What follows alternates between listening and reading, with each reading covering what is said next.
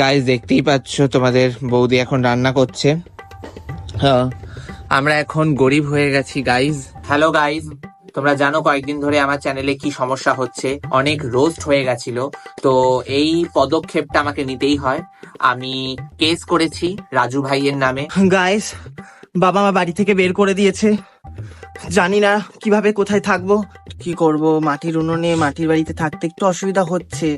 ঠিক আছে, আস্তে আস্তে মানিয়ে নেবো। নমস্কার বন্ধুরা, আজ আমরা খুবই দুঃখিত। আমরা এই চ্যানেলটা ডিলিট করতে চলেছি। চ্যানেল ডিলিট করার কথা ছিল না তো। স্ক্রিপ্টটা ভুলে যাচ্ছ কেন তুমি? আজ একটা কঠিন পরিস্থিতি তোমাদের সাথে শেয়ার করতে এলাম।